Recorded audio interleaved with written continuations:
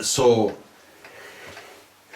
your chanter, you eventually got the problem solved with the chanter then when you got the bore solved? I did. I'll tell you someone, the chap that made the Warnock chanters Aye. for Andy and McAllister, Uh-huh.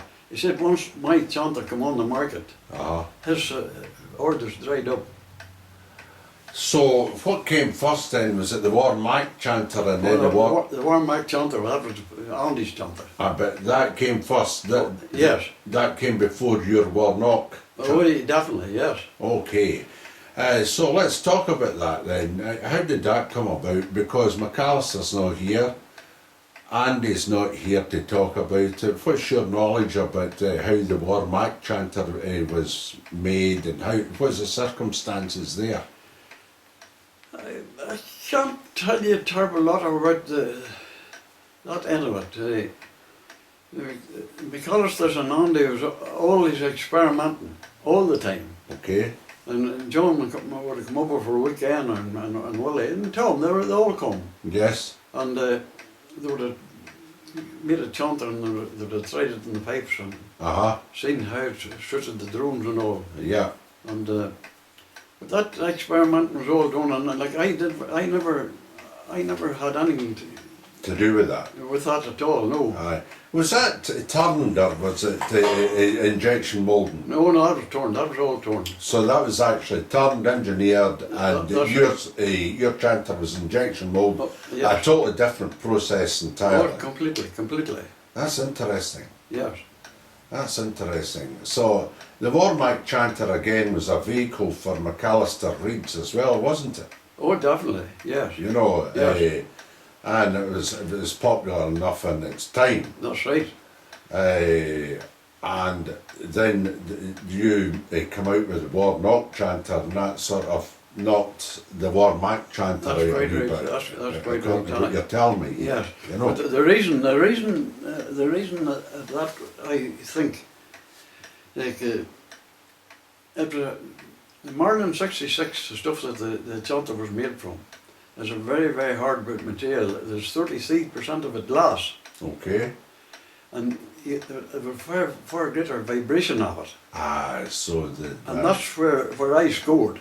instead of a soft sound, Instead of a you soft were getting sound. a hard sound. Yes. And projection of the sound. That's right. So did a lot of bands play the Warnock chanter? Oh, there was a lot of, they sold a lot of them. A lot of the bands played them. Yeah. And the man that made the mandrels for me was in the Belfast 2 gauge. And during the time he was making them, he was also doing work for Shepherd. And he was also doing work for McAllister. Aye, okay. And he was doing work for me. So you wonder if there's an interchange ideas there too, eh?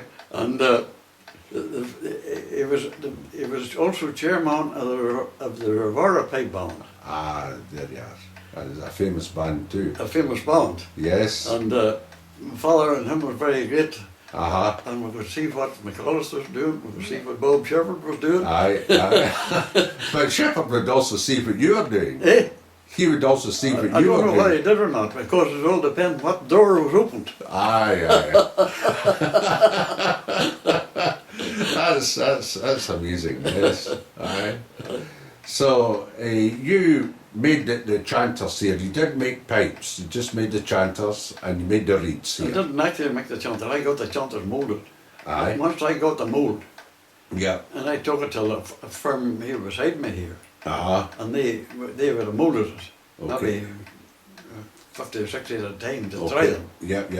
you know. Uh-huh. And then I had to make a jig for to bore the holes. Okay, so You know, the holes were hand bored then? Oh, the holes was on board. Oh, Aye, so the holes didn't come with the injection? no. Aye. So what you were getting was a shell?